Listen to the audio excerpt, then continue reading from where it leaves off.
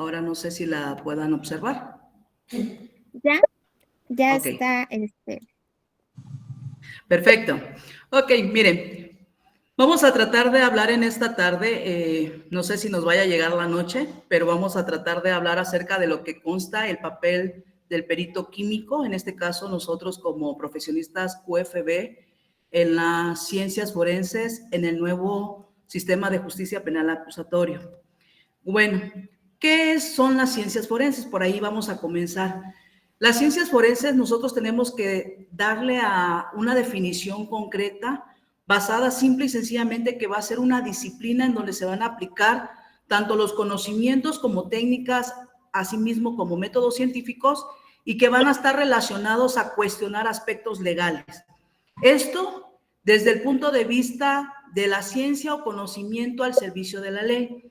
Pero, ¿qué es lo que busca la ciencia forense? La ciencia forense es aplicar todo aquel conocimiento, todo aquel estudio, todo aquel análisis e investigación que consta dentro de un hecho jurídicamente controvertido. ¿Por qué controvertido? La palabra controvertido nace porque hay dos, vamos a decirlo así, en el sistema en el que nuestro país se rige, en el que dos personas, llámese imputado y llámese víctima, son consideradas partes esenciales de este hecho jurídico.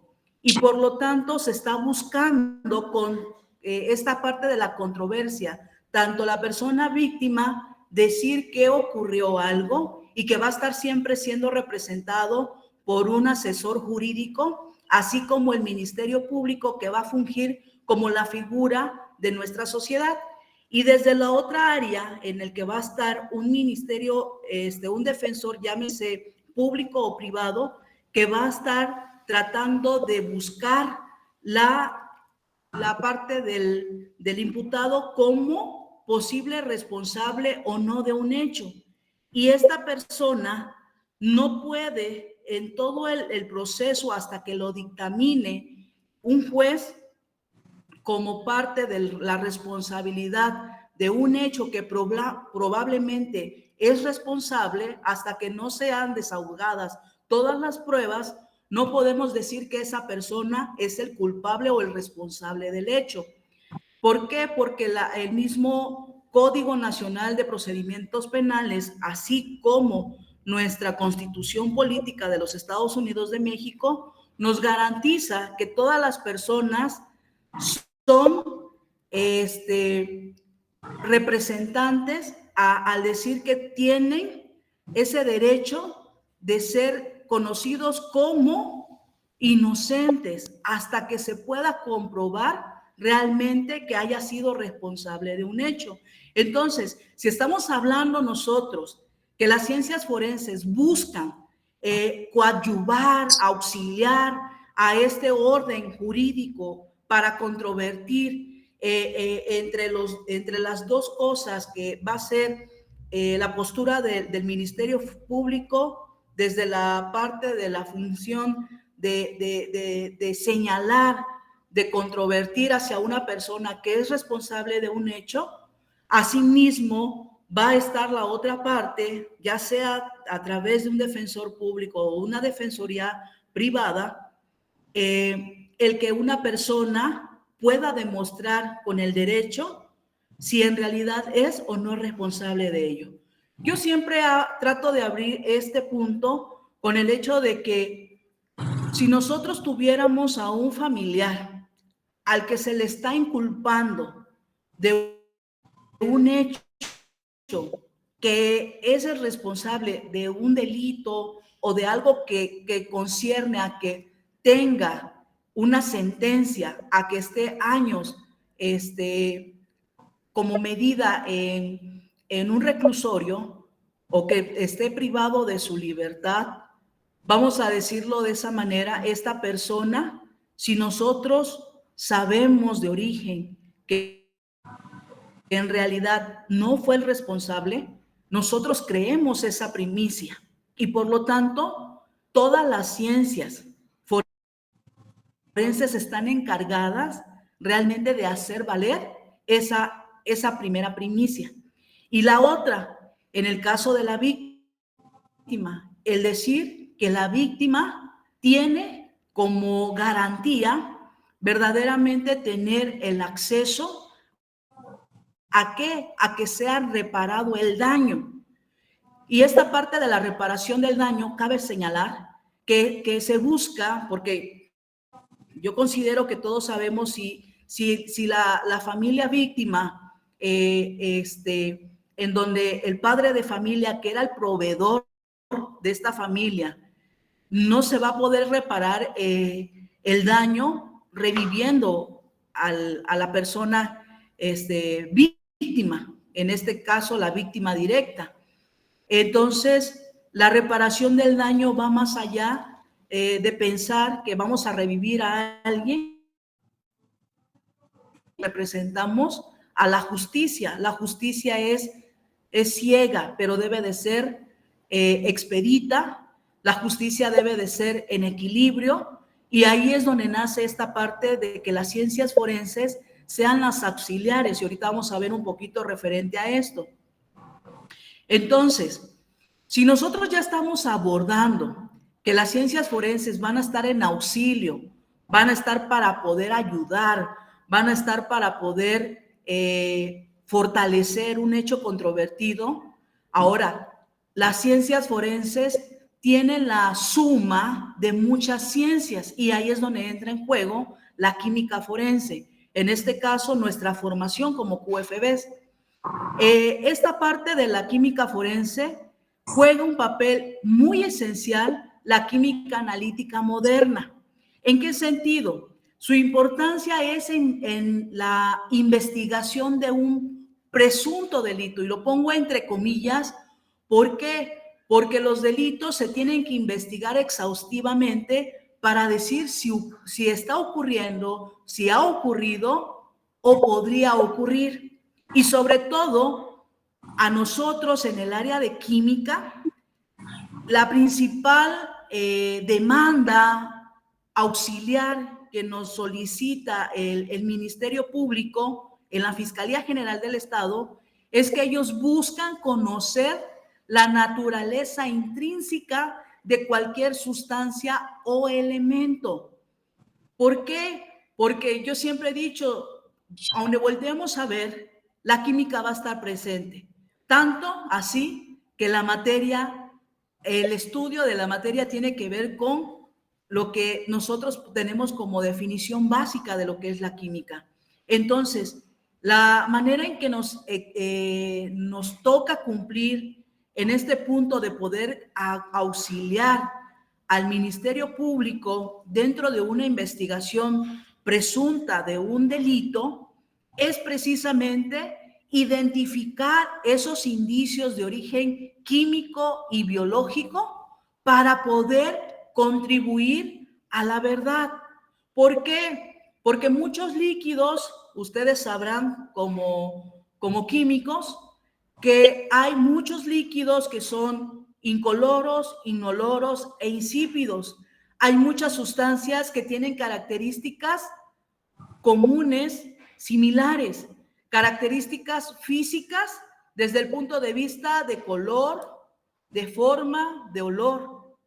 Y a lo mejor también, y ya entrando un poquito más en contexto, tanto que conocemos ciertos isótopos de algunos compuestos que son similares, pero algo dentro de su estructura, como esta formación molecular, los hace diferente en algún giro de su estructura o de su composición.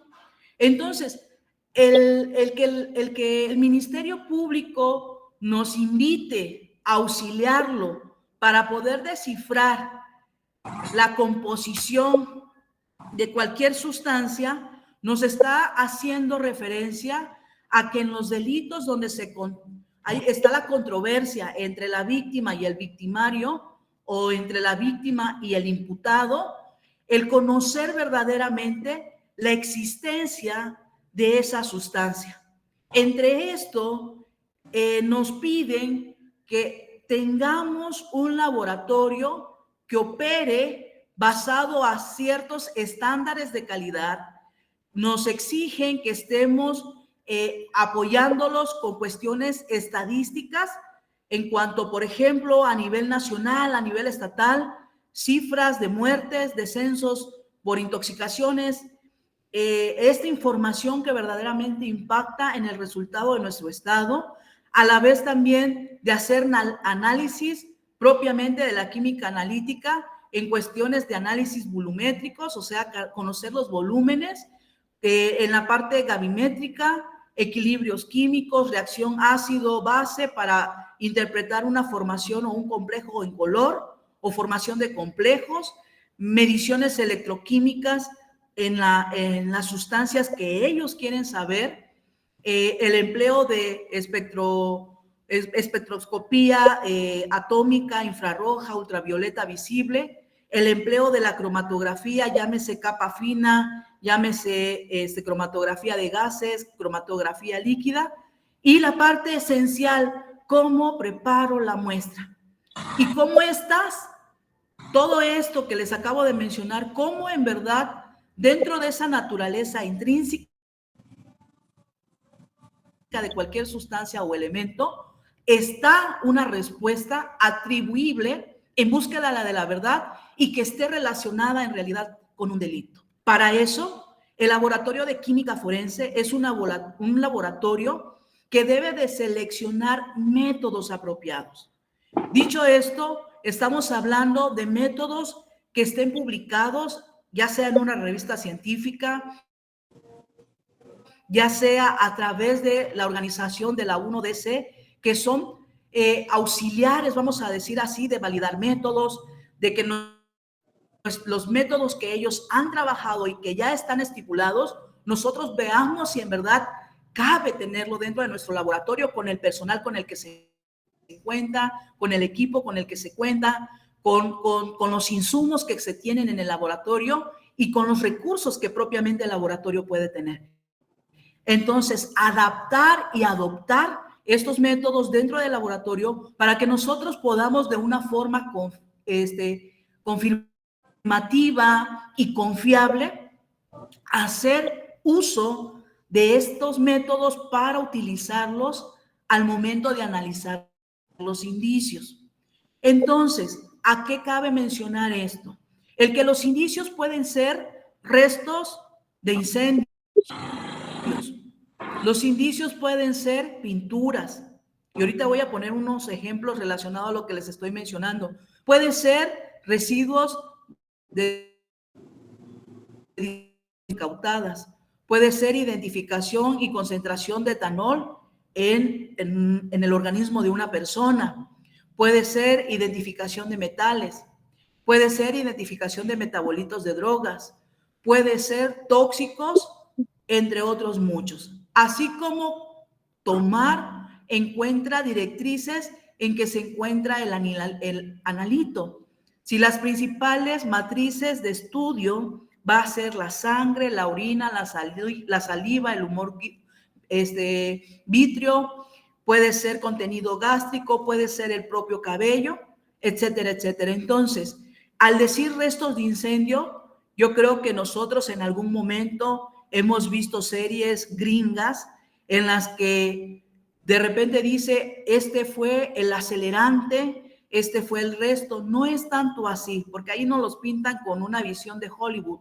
Cuando nosotros nos damos cuenta de por dónde inicia un incendio, los expertos en incendios y explosivos buscan posibles causas de dónde pudo comenzar el incendio. Las pinturas, cuando se trata de un accidente vehicular, si tuvo que ver una fricción y el traspaso de pintura de un automóvil a otro.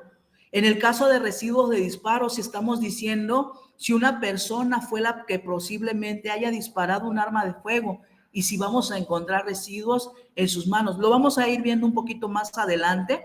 La concentración de de etanol en el organismo de una persona, si venía bajo el efecto o si ya estaba en el proceso de eliminación del etanol en su organismo. saber si las sustancias que fueron incautadas de manera física son drogas de verdad que son consideradas ilegales, los pesos, las cantidades. En el caso de intoxicaciones, saber si estamos hablando de un tóxico orgánico, de un tóxico orgánico volátil, si estamos hablando de un tóxico inorgánico o si estamos hablando de las diferentes drogas. Entonces, conocer esta palabra de indicios, yo no sé si ustedes se han acercado ya a la definición, pero con el contexto de ponerles un ejemplo de cada uno de estos indicios, son todas esas muestras que van a ser analizadas en el laboratorio. Y algo que debe de tener el indicio para que llegue a ser parte de una investigación es que en todo momento tuvo que haber sido custodiada.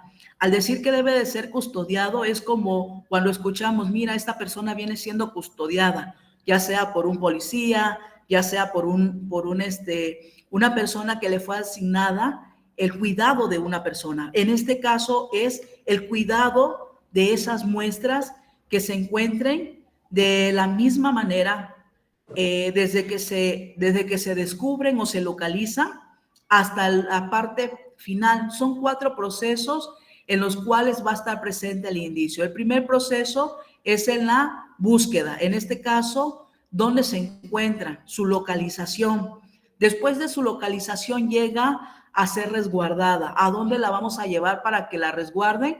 Y después saber a dónde la tenemos que llevar para ser analizada. Y por último, su disposición final, que bien puede ser ser presentada en una audiencia de juicio oral o bien que un juez de control sea solicitado para él la destrucción de este indicio, siempre y cuando se haya concluido con la investigación exhaustiva de lo que ese indicio nos pudo aportar dentro de la investigación. Entonces, dicho de otra forma, la naturaleza de cada indicio es importante que tengamos en cuenta. ¿Por qué? Porque si nosotros pensamos, bueno, ¿cuál es la mejor forma de poder conservar una muestra biológica? ¿Cuánto tiempo es que podemos conservar esa muestra biológica y que aún siga siendo eficaz de darnos los mismos resultados, de que sea reproducible durante todo el proceso? Entonces, nosotros también somos los expertos de darle a conocer al Ministerio Público que los indicios tarde o temprano, si no se cumple, vamos a decirlo así, con una red fría, en el caso de los indicios biológicos, puede haber crecimiento de microorganismos que estos mismos pueden alimentarse de los metabolitos o de las sustancias propiamente que se encuentran en la muestra en el momento de su análisis y que posteriormente pueden ser alteradas o que sea una muestra ya no viable para lo que se requiere. Entonces, nosotros somos los expertos científicos de los que los ministerios públicos se van a auxiliar para poder llevar a cabo su investigación, la investigación de esta controversia que se está persiguiendo, que es un delito probable. Ahora bien, este personaje, Rafael, que fue considerado el padre de la criminalística aquí en México, nos dejó, vamos a decirlo así, los mandamientos del perito, y que consiste precisamente en nuestro actuar, el ser consciente de las limitaciones de la capacidad científica. Al decir que ser consciente es, yo no puedo hacer más allá con mi buen ser, con mi equipo, con mi capacidad, con mi conocimiento y con mi disposición. Debemos de ser conscientes de decir hasta dónde podemos limitar. Por eso les decía al inicio, debemos de tener cada uno de nuestros métodos bien conocidos para saber hasta dónde tengo mi capacidad analítica para poder trabajar, porque no me voy a estar inventando resultados. Necesito saber hasta dónde puedo poder aportar la información al Ministerio Público. Necesito también ser una persona muy metódica, debo de ser una persona clara, precisa, sobre todo al momento de emitir mi dictamen. Al ser metódico, claro y preciso, estoy garantizándole ¿A quién? A esa persona víctima que le van a dar un pago, vamos a decirlo de esta forma, a su solicitud, que lo que él requiere es la reparación del daño. Entonces, si el Ministerio Público entiende la metodología que empleé, que mi método basado en mis resultados y en mis conclusiones son claras y precisas, va a tener una información que va a sumarle para poder ir equilibrando la balanza hacia un lugar, ya sea hacia el lugar de la víctima o del victimario. Mantener actualizado los conocimientos técnicos y científicos. No lo sabemos todo y tampoco nos lo debemos de inventar. Cuando nosotros somos personas conscientes de manera ética, sabemos cuáles son nuestras limitaciones y sabemos en qué tenemos, cuáles son las oportunidades de mejora en nuestro conocimiento técnico y científico. Por lo tanto, al decir hacia dónde inclinamos la balanza, no significa que conste de nosotros, sino que es una parte pequeña que se suma para que el juez pueda dar una sentencia o absuelva a una persona de la presunta responsabilidad de culpa. Entonces, dice también que debemos colaborar eficazmente con las autoridades en el esclarecimiento de la verdad.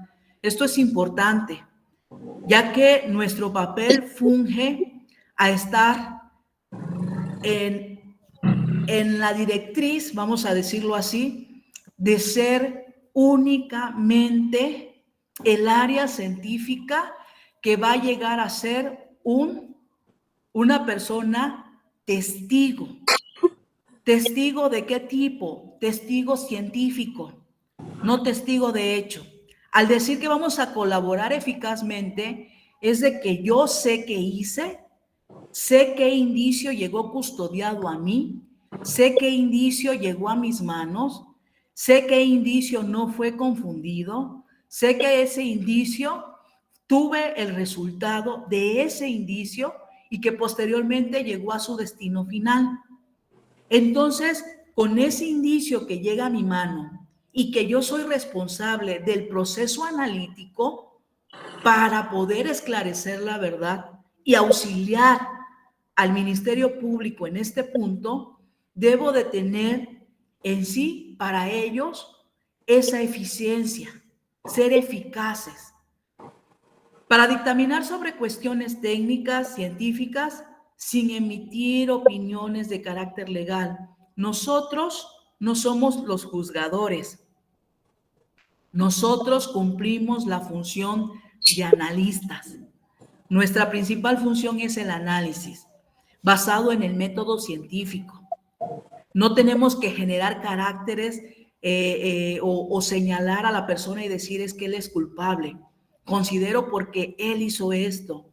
La persona, recordemos que nuestro Código Nacional de Procedimientos Penales y nuestra Carta Magna, nuestra Constitución, dice que toda persona tiene que ser respetada para decir que es inocente hasta que se tenga todo el material probatorio para poderlo señalar como responsable de ese hecho. Mientras tanto, nosotros no podemos hacer eso porque estaríamos faltando ¿a qué? A sus derechos humanos. La parte de poder actuar imparcialmente, acuciosamente, dedicadamente y prudentemente es parte de la esencia del perito. Al decir que es imparcial, no nos podemos inclinar ni para el lado de la víctima, ni tampoco para el lado del imputado o del inculpado.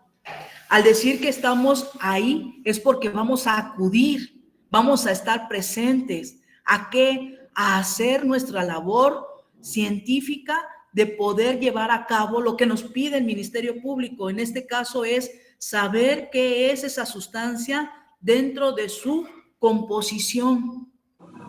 Hacerlo de manera dedicada, como que si el asunto fuera mío, como que si yo fuera a ir verdaderamente, mi inocencia se fuera a ir ya sea una sentencia o como que si yo fuera esa parte de la cual yo quisiera que no existiera duda del resultado obtenido dentro del dictamen.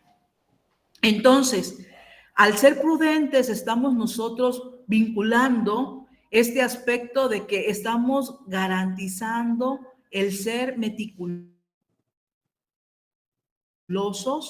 al momento de el análisis. Aplicar los métodos, las técnicas de investigación científica, porque lo que estamos anclados a hacer es buscar la verdad.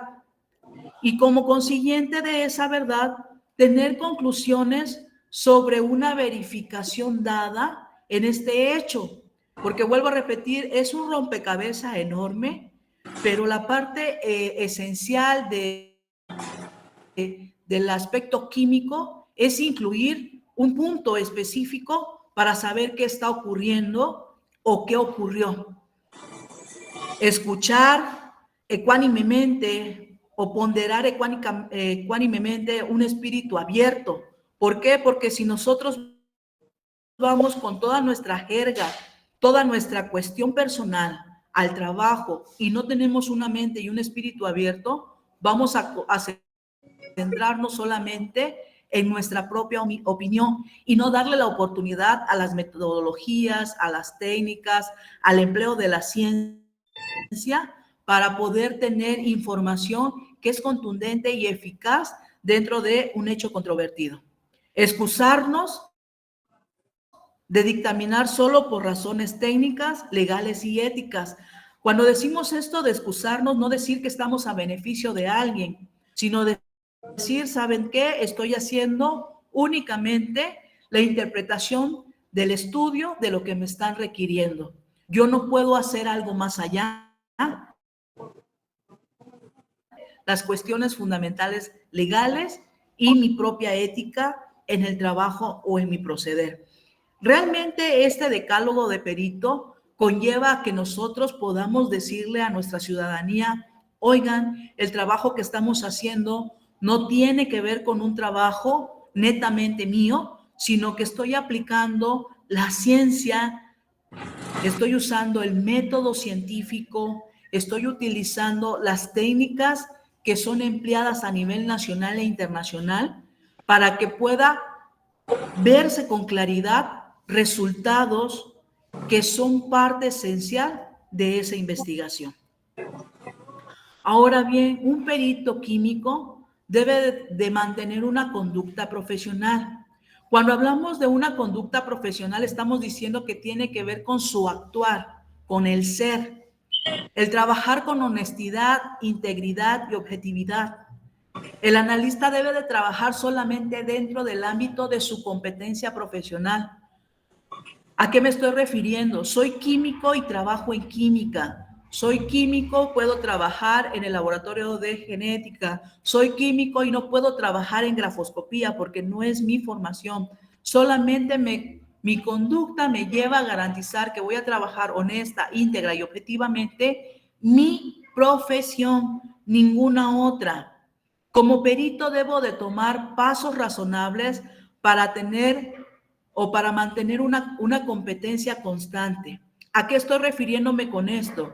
El que si yo ya dejé pasar muchas y no me mantengo actualizado y dejo de pasar mucha información que hasta el día de hoy sigue en constante cambio y yo ya no me mantuve mi competencia, a lo mejor yendo a cursos o manteniendo mi formación o actualizándome con grupos nacionales.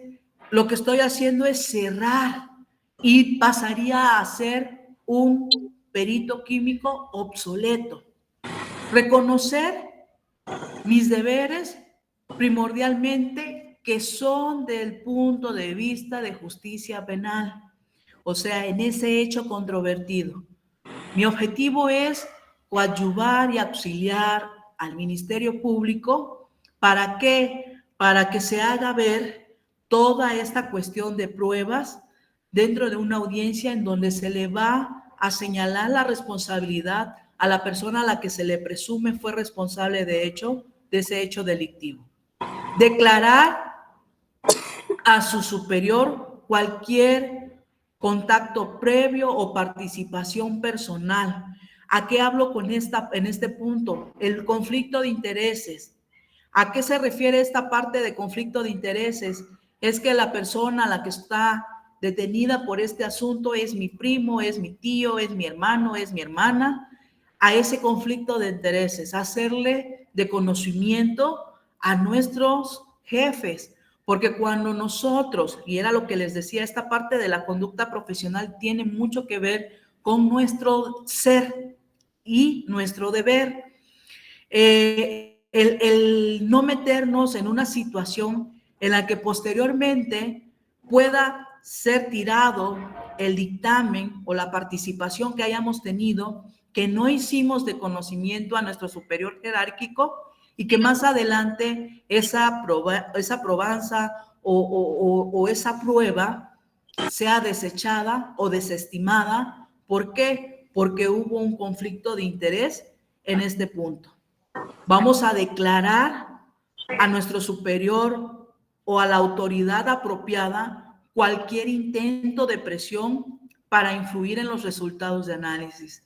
Necesitamos también dar a conocer en qué momento estamos teniendo una persona o un grupo de personas que quieran influir en el resultado que nosotros estamos interviniendo de manera integral y honestamente.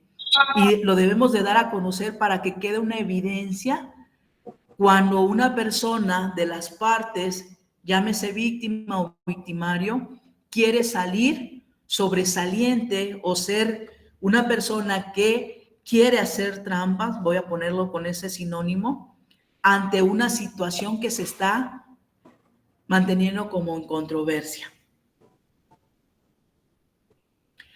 Dentro de las funciones y el deber del perito químico, dentro del dictamen que emite o en el testimonio que da, debe presentar un dictamen y testimonio ya sea de manera escrita,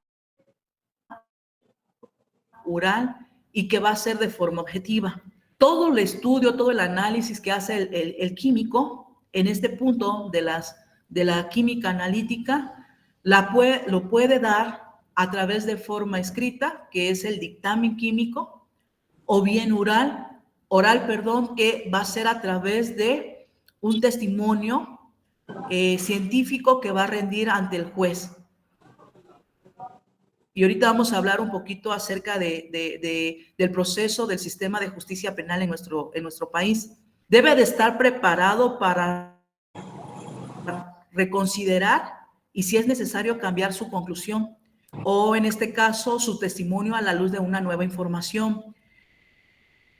Vamos a decirlo de esta forma. En el momento en el que llegó un indicio al laboratorio y surge una nueva técnica, decir que esta técnica ya no es tan eficiente como esta nueva y poder hacer, vamos a decirlo así, de manera inmediata, informarle a nuestros superiores, en este caso al propio Ministerio Público, y que hay algo mejor para poder hacer un cambio y tener más información relacionada al dictamen que en algún momento se rindió y que es parte esencial para tener la evidencia eficaz al momento de estar ante el juez y el juez pueda dictaminar una sentencia real hacia la persona que se le está siendo señalada como responsable del delito.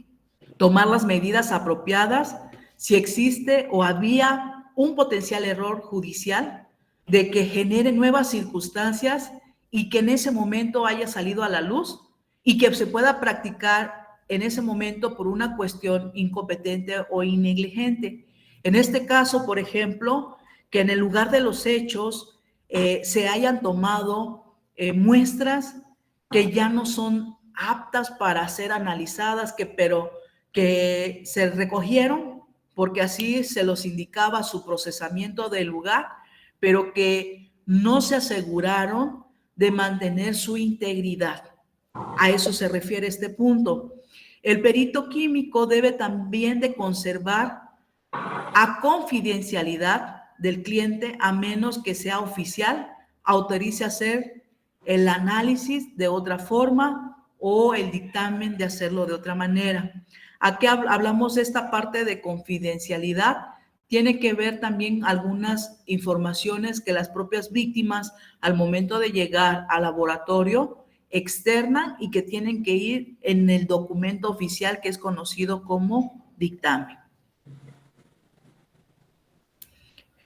Bueno, les decía que todo lo que acabamos de comentar, el perito químico en su actuación de perito debe de recibir los indicios y las horas que va a estar ese indicio para que el indicio sea analizado. Los trabajos previos que debe de sustentar su dictamen o su informe debe después de ser rendido ante un tribunal en una audiencia de juicio oral. Esto significa, este párrafo se extiende en estas 3 etapas.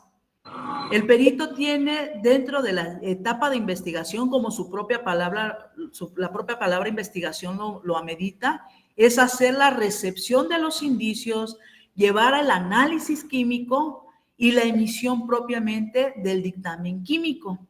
En la tercera etapa, que es la etapa intermedia del sistema de justicia penal acusatorio, el perito, como ya emite un dictamen escrito, en la etapa intermedia el dictamen se va a convertir en un medio de prueba, que al ser presentado por parte del Ministerio Público o bien por la defensa, porque ambos tienen la oportunidad equilibrada de poder señalar con ese dictamen al presunto responsable o el presunto responsable señalarse con ese dictamen como inocente.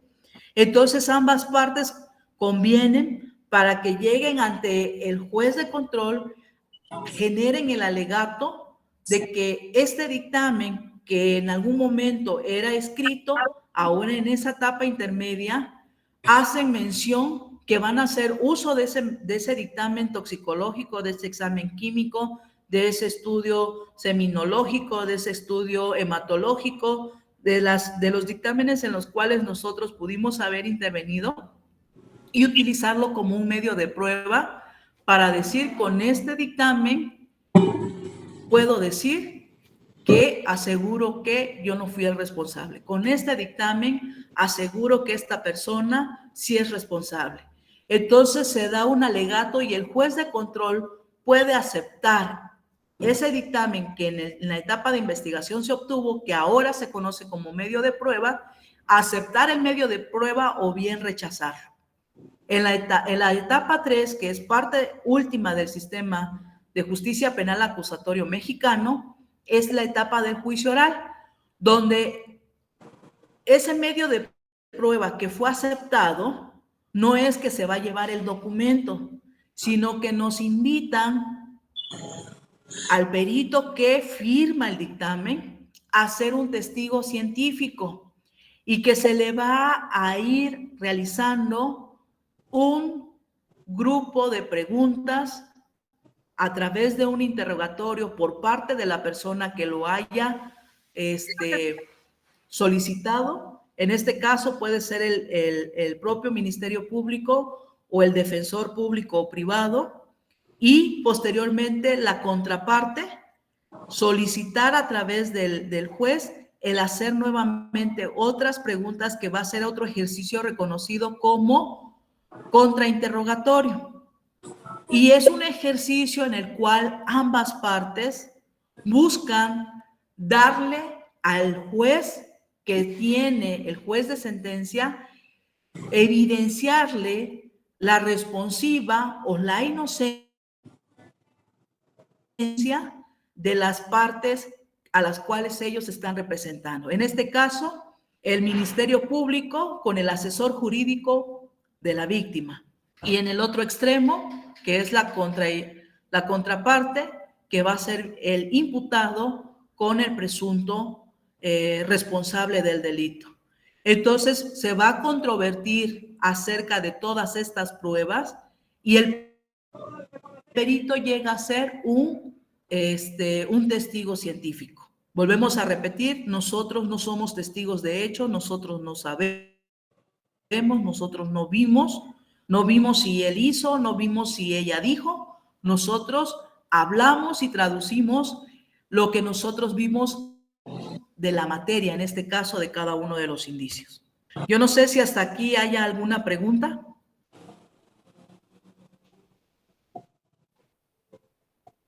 Chicos. Todo bien, gracias.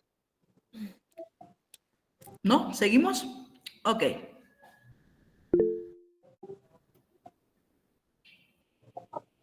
Doctora, yo tengo una pregunta. Bueno, perdón, es que me estaba ahogando. Sí, le escucho.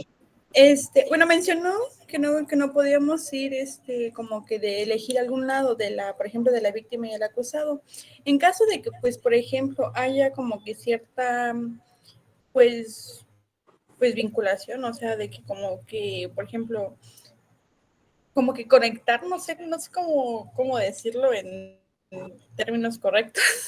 Es necesario salir, o sea, retirarnos como que del caso, por ejemplo, en la etapa de investigación, para no influir, o es como seguir, porque pues después se había mencionado que sigue la etapa intermedia y el juicio oral, pero yo siento que como uno ya está, como de cierta manera, comprometido, porque entiendo que debe ser lo mejor posible, o sea, de que es como que yo tengo que estar segura del resultado, pero de cierta manera como que ya hubo un vínculo, por ejemplo, con la víctima.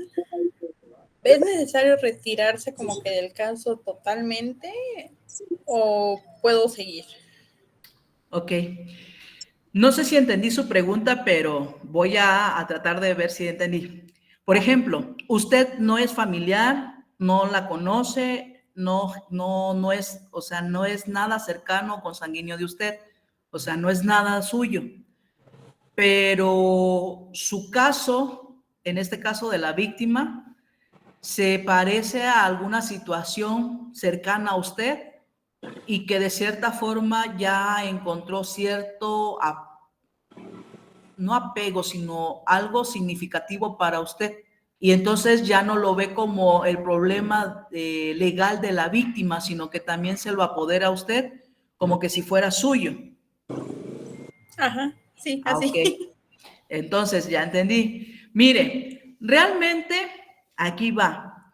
Nosotros como químicos, las únicas ocasiones que tenemos contacto directo con las víctimas es cuando la víctima llega para hacerse estudios toxicológicos, llega para, en ocasiones, para hacer tomas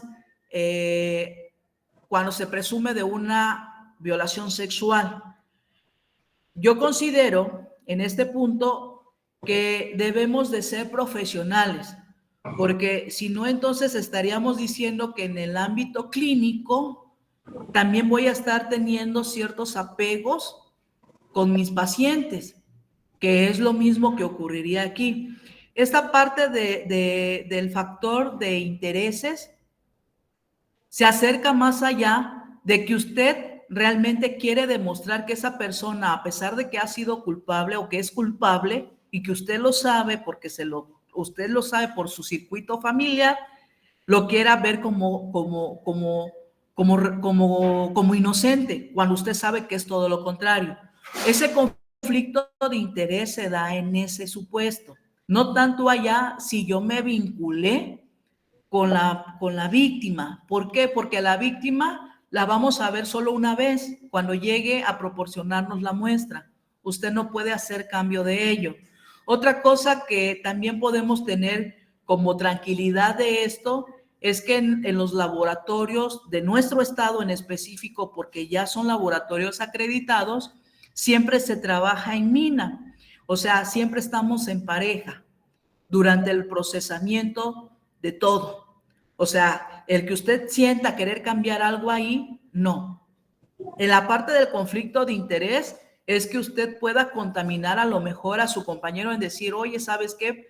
Y lo manchas. Entonces ya hay un conflicto de interés buscando la inocencia cuando sabes que es culpable, no en el otro supuesto. Porque claro, lo que vas a buscar es poder dar la opinión pero basada en la respuesta científica, no desde algo que a ti no te consta. No sé si me estoy explicando. ¿O quedó clara o resuelta la pregunta o me la enredé más? Sí, entendí. Es que me había causado conflicto eso, porque, bueno, al menos en donde estaba dando mi servicio, como que los pacientes platican, o sea, como que ven de alguna manera como que se liberan, que empiezan a platicar, entonces por eso creí que como que puede haber. Sí, Como de hecho, que en esta parte legal, nosotros como químicos solamente nos dejamos conducir por unas preguntas y no tenemos que entrar en en el caso de las víctimas, hacer muchas preguntas porque se le está violentando también su derecho. ¿En qué sentido? En volverlos a revictimizar. Ahí es donde también tenemos que tener un poquito esa línea delgadita, de tener mucho cuidado, porque estaríamos revictimizando a la persona el que nos vuelva a contar el hecho delictivo del que está sucediendo en este punto. Entonces, nuestra manera de acercarnos a ellos es no siendo, no teniendo empatía, no es eso, al contrario, sí teniendo la empatía, sintiendo que están en un lugar seguro, el que pueden hacer uso de la información, pero solamente limitarnos a este punto. ¿Por qué? Porque sí nos dan cursos de victimización, nos dan cursos de derechos para poder abordar a las personas. Pero volvemos a este punto, nosotros todo lo que nos pueda platicar, esa persona debió de haber quedado constado en dónde, en su declaración. Si la persona tiene ya una vinculación y se vinculó tanto con nosotros, es más, no podemos hacer cambio de números por esta parte de profesionalización. ¿En qué sentido? Usted es la víctima, yo soy el químico, los resultados, es más, los resultados tampoco nosotros se los damos a ellos. Se va directamente al Ministerio Público y toda la información la van a obtener de él, no de nosotros. Y vuelvo a repetirles, al día podemos tener varios casos, tanto que no nos vamos a poder relacionar en un momento en decir, este es de esta persona. Entonces, no vamos a estar muy involucrados. A eso es lo que yo quiero también que podamos comprender. No sé entiendo. si ya queda claro tu parte. Sí, muchas gracias. Ah, no, ¿de qué? No sé si hay alguna otra pregunta o seguimos.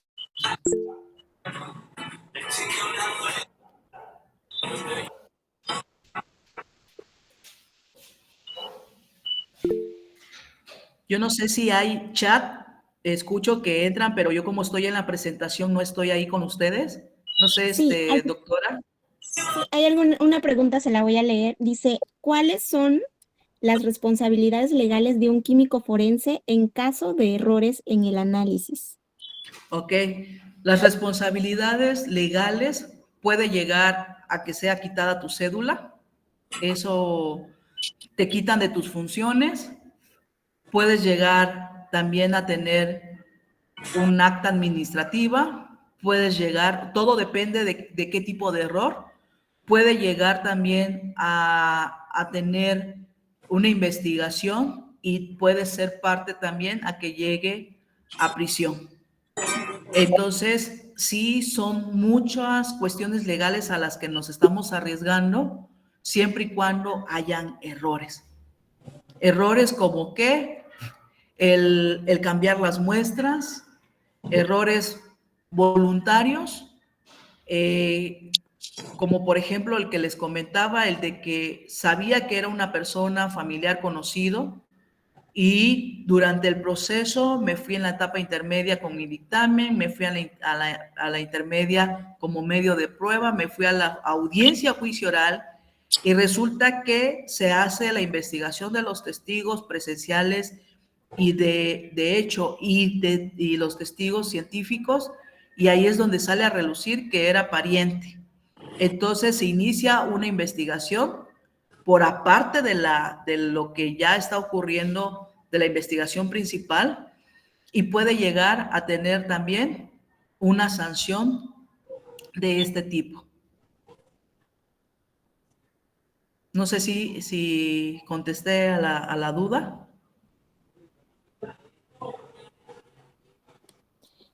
Sí, yo creo que fue muy claro. Muchas gracias.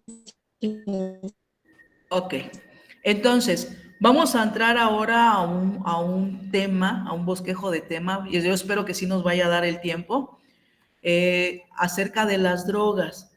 ¿Qué hace el perito químico cuando estamos hablando de indicios de drogas incautadas?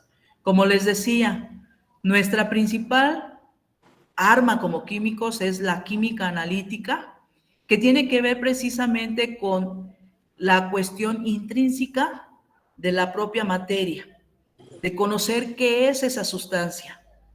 En el caso de las drogas incautadas, son sustancias que podemos clasificar por su origen en naturales, en semisintéticas y sintéticas, que tiene que ver con su origen, por su efecto en depresoras, en estimulantes y alucinógenas, en su efecto en el sistema nervioso central, por los organismos judiciales, que en este caso es lo que estamos abordando, que son drogas o sustancias legales e ilegales.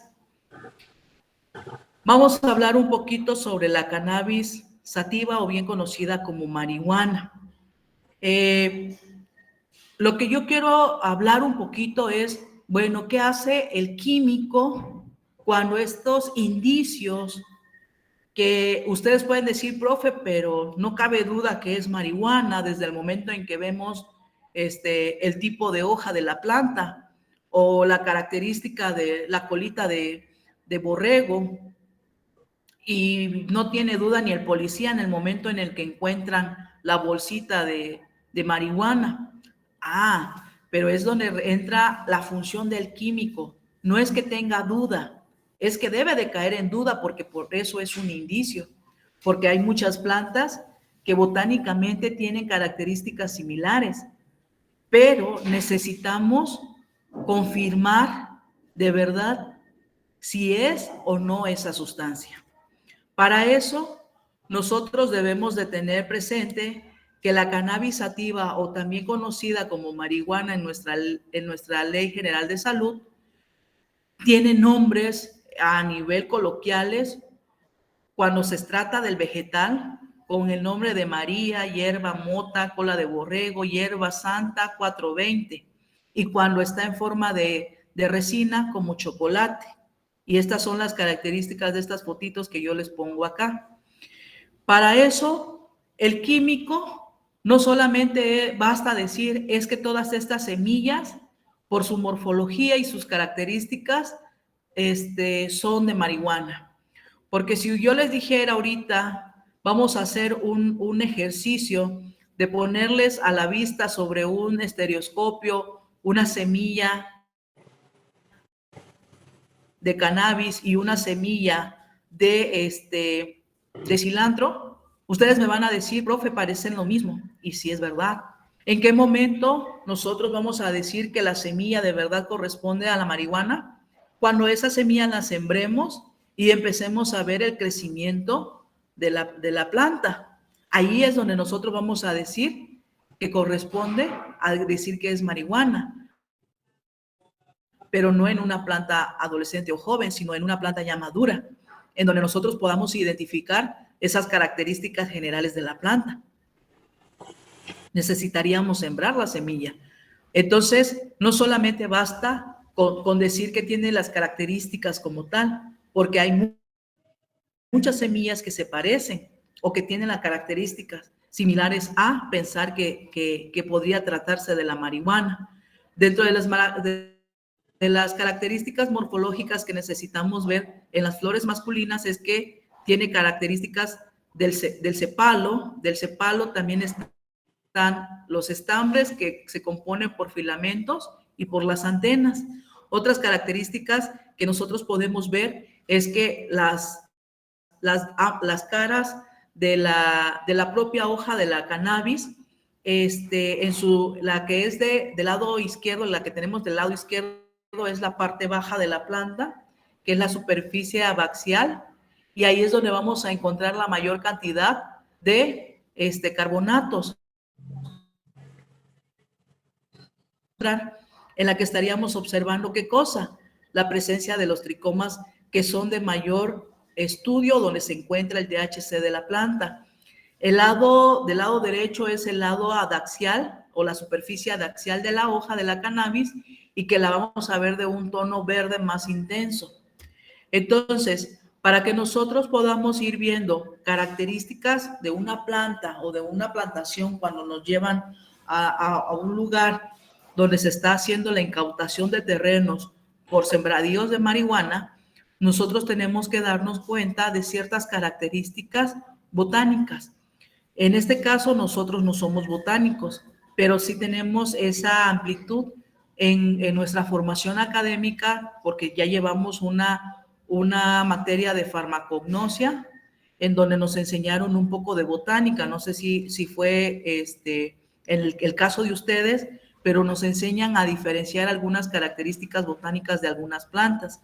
Entonces, este tallo estriado es muy característico de la cannabis sativa. Y sí, claro que sí, hay otras plantas que también tienen ese tallo de esa forma, tal cual les puedo decir, y hablar, por ejemplo, de la propia rama de apio, pero en los estriados del apio al tallo estriado de la cannabis también se dan diferentes una de la otra.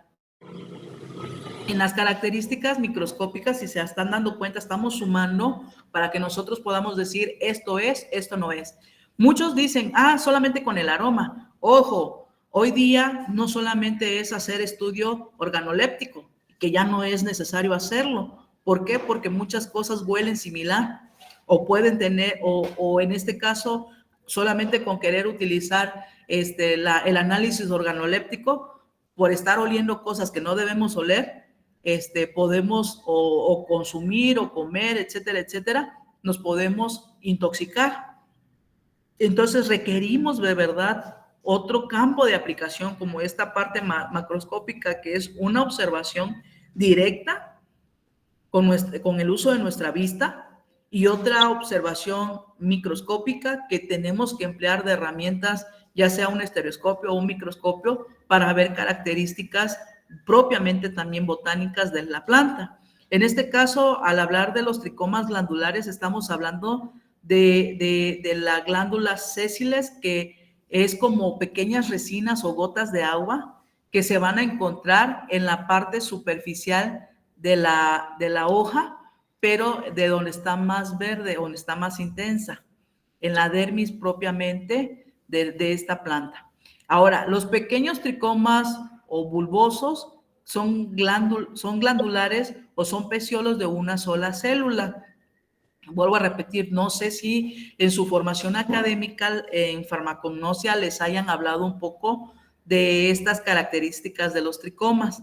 Al hablar de tricomas largos, que tienen tallos y que son pluricelulares, nosotros podemos ver a los tricomas glandulares de peciolo.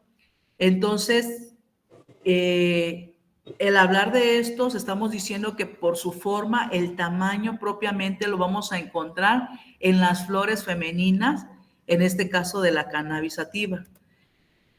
La vista microscópica también nos va a llevar a que podamos observar tricomas no glandulares. Y se acuerdan que les comentaba que en una parte propiamente de la hoja de la cannabis, nosotros podemos encontrar estos cistolitos o cristales de carbonato de calcio, y que van a tener una forma muy peculiar. Se le conoce como garra de oso, pero estamos hablando de los tricomas cistolíticos, al decir que hay presencia de cristales de carbonato de calcio, y que esto es parte esencial para que nosotros posteriormente podamos llevar a cabo la reacción química que nos va a servir para hacer la identificación de la cannabis, como en este caso nos solicita el Ministerio Público, para dar referencia de que ese material verde seco realmente corresponde a ser marihuana. Los tricomas no citolísticos se encuentran principalmente en la superficie inferior de la hoja y van a ser de bases agrandadas, y lo vamos a ver como muchas vellosidades que la gran mayoría de las plantas tiene, sobre todo estos tricomas no cistolíticos. La presencia simultánea de los tricomas cistolíticos en la superficie superior y los tricomas no cistolíticos en la superficie inferior son características de cannabis. O sea, siempre van a estar ambas para que nosotros podamos decir con una observación microscópica que corresponde, pero no solamente con la pura observación macro o con la pura observación micro. Necesitamos de otras técnicas, en este caso de un test presuntivo, que para el caso de la marihuana es el test de color número 5, que se le conoce como Duquesnoy-Levin. El Duquesnoy-Levin es una técnica presuntiva, donde vamos a ver un cambio de color, en el que vamos a utilizar que esté presente, en este caso, el principio activo, que es el tetrahidrocannabinol, y con el reactivo de Duquesnoy-Levin, nosotros vamos a poder tener un producto roxo de la reacción de la vainillina con el acetaldehído y el ácido clorhídrico, en el que vamos a ver ese producto colorimétrico. Y el producto colorimétrico que vamos a estar viendo, o que vamos a estar nosotros pudiendo observar, ahorita voy a regresar a esto, va a ser esta tonificación, porque al momento de colocar el reactivo con el poquito de material, en este caso la hierba que nosotros estamos tratando de identificar si es o no es la marihuana, al colocarle el reactivo de Duquesnoy-Levin, colocarle unas gotas de ácido clorhídrico y posteriormente añadir el cloroformo, nosotros estamos haciendo en esta reacción una reacción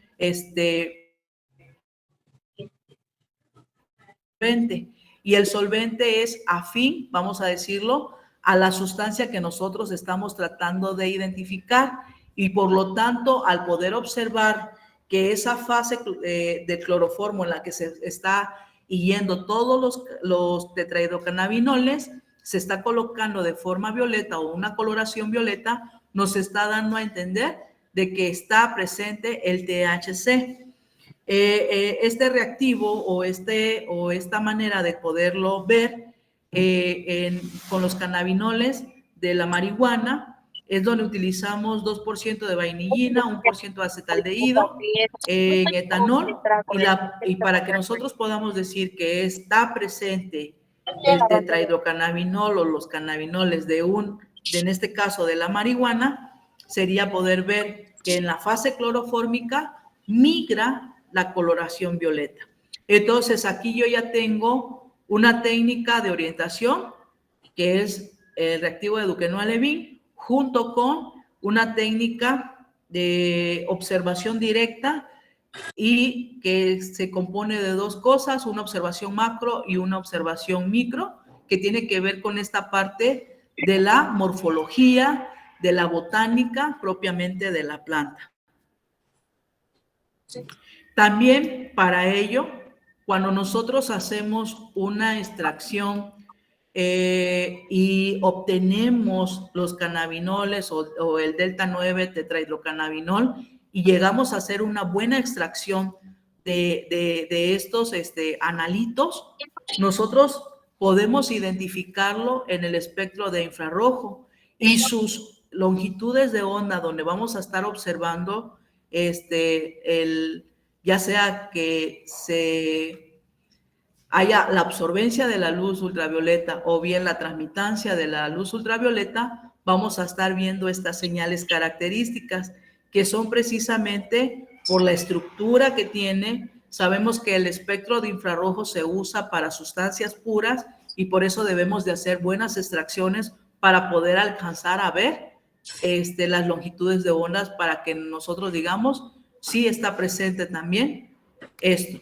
Cabe mencionar que cuando nosotros hacemos la identificación directa del THC, ya no estamos identificando la marihuana, estamos identificando el principio activo, y nuestra Ley General de Salud precisamente hace referencia de eso. Cuando estamos identificando los principios activos, no estamos identificándolo en la Ley General de Salud como estupefacientes, sino más bien como psicotrópicos. Mientras tanto, si estaríamos nosotros identificando a la planta como tal, como es como el indicio original que nos llegó, estaríamos clasificándolo como estupefaciente. Para que nosotros digamos que corresponde a marihuana también, yo no sé si se alcanza a ver aquí la estructura, pero cuando utilizamos cromatografía de gases con un espectrómetro de masas, nosotros podemos ver los porcentajes de abundancia de la fragmentación de cada uno, en este caso de los componentes o de los principios activos de la marihuana. Y sabemos que los objetos de estudio, y hoy todavía por la parte sintética, se está yendo más por el delta 8 tetrahidrocannabinol, aunque dentro de la planta naturalmente el que está en mayor abundancia es el delta 9 tetrahidrocannabinol. Y estos son sus pesos, sus masas, perdón, por porcentaje de abundancia. Ahora bien, en el caso de la cocaína nosotros podemos identificarla, es su estructura. Existen dos formas en la que se está vendiendo ilegalmente. Se vende como crack, en este caso se le conoce también como piedra, y es la cocaína base. Cuando está como sal, ya sea como cocaína sulfatada o cocaína clorhidratada, son las maneras en como la vemos comúnmente como un polvo. Sabemos que la cocaína procede de esta planta Erythrocylon coca.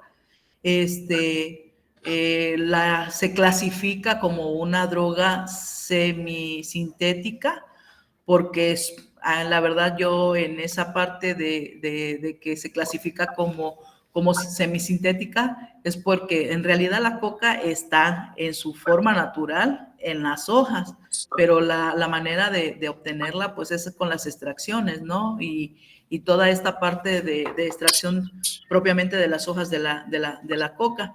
¿Para qué? Para que pues sea accesible, vamos a decirlo, a poderlo tener como tal. Sabemos que en rituales anteriores nuestros ancestros las utilizaban allá en Brasil, en Costa Rica, en Centroamérica, para tener el rendimiento precisamente para grandes jornadas o grandes caminatas que ellos mismos hacían. Entonces la cocaína, sus nombres coloquiales es coca, nieve, forlopa, blancanieves, polvo de ángel y perico. Les decía que se obtiene de esta planta, es una planta fomifoide de arbusto, llega a medir 2.5 metros, presenta flores, su origen es sudamericano. La Erythrocylon coca, pues les decía, el principio activo de la cocaína ya está en ella, en el erythrocylon,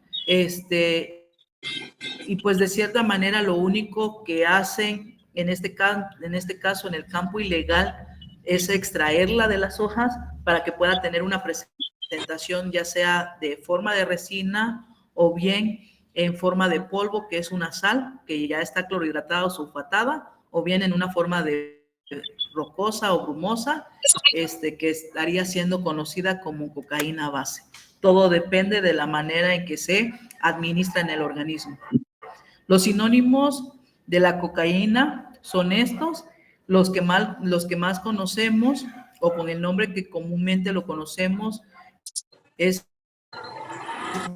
benzoilmetiledgonina, y pues tiene que ver por la presencia de sus benzoatos ésteres metílicos de ácido carboxílico, y pues el benzoato de éster metiledgonina, nosotros podemos ya conocer el nombre de la cocaína, sabemos que lo colocamos de nombre coloquial de esa forma, conocemos su fórmula, su peso, su punto de fusión, cuando está en forma de base, su punto su peso molecular va a ser menos, porque en el caso del clorhidrato o en forma de clorhidrato, pues se le está añadiendo otras cosas a su estructura. Y su punto de fusión también pues va a cambiar, de la base va a ser menor a comparación de una sal. Para poder identificar a estos polvos, o en este caso a la propia base de cocaína, necesitamos conoce como el test de Scott modificado, en donde requerimos una pequeña porción del polvo. Yo no sé si han visto Alerta Aeropuerto, es una técnica aparentemente similar, pero no es nada similar, ya que ellos la única parte en la que se quedan es colocar el reactivo de Scott de tiocianato de cobalto sobre el polvo y cambian a azul.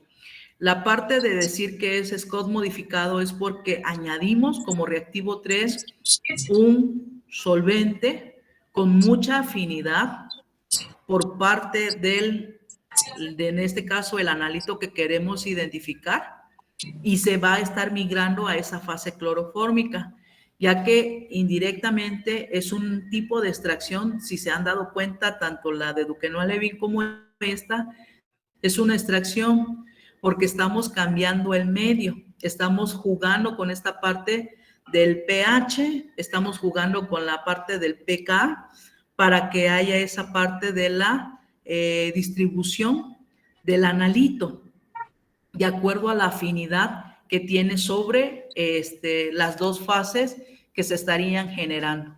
Entonces, en este punto, lo que nosotros requerimos ver en el botón del cloroformo, y nosotros sabemos que la densidad del agua va a ser menor que la del cloroformo. La densidad del agua, la literatura nos las encierra en 1, cuando está en 0.9998, mientras que la del cloroformo está en 1.43, y es lo que vamos a ver, esas gradientes de nuestra extracción. Y por lo tanto, donde esté el cloroformo, como va a ser la parte de abajo, ahí es donde vamos a ver cómo migra esa coloración azul. Y esta reacción es tan selectiva que muchas veces en la literatura que nosotros citemos, vamos a darnos cuenta que dice que va a ser positiva para todas las caínas. Pero al ser modificado este test, lo que estamos haciendo es que estamos afinando un poquito más la selectividad propiamente del analito. Cuando nosotros estamos ahí, les decía en esta parte de los documentales de Alerta Aeropuerto, ellos a todo lo que les dé color azul lo simulan a que es cocaína, pero si nada más es el puro test de Scott, sin la modificación de añadirle un solvente afín al analito, vamos a estar viendo que se va a hacer azul, azul turquesa, cuando estamos hablando de lidocaína, de benzocaínas, todas aquellas que sean caínas. Mientras tanto, cuando es modificado y agregamos un solvente selectivo por naturaleza y que la selección de la cocaína es migrar hacia él, lo vamos a ver en este tipo de coloración. Para que nosotros podamos, si se están dando cuenta, también la directriz que les estoy marcando un poquito es hacer una técnica que nos va a orientar, después de haber hecho una técnica que nos oriente, tener una técnica que también nos pueda confirmar. Existen técnicas de confirmación, el infrarrojo es una de ellas, y la cromatografía de gases con espectrometría de masa también es otra. Entonces, algo que nuestra legislación mexicana no nos exige aún todavía en el campo forense es que les digamos en qué concentraciones está presente la droga. La legislación nada más nos pide de que si está presente y la masa, o en este caso el peso completo de todo lo que se está incautando como sustancia posible a hacer una droga de abuso. Y ¿se acuerdan que les decía que el nombre de la cocaína tenía algo por naturaleza? ¿Alguien me recordará qué unión es esto? Carbono doble enlace oxígeno. Lo acabo de mencionar en el nombre. Y que es muy característico para hacer la identificación ya sea de la cocaína base y de la cocaína clorhidratada.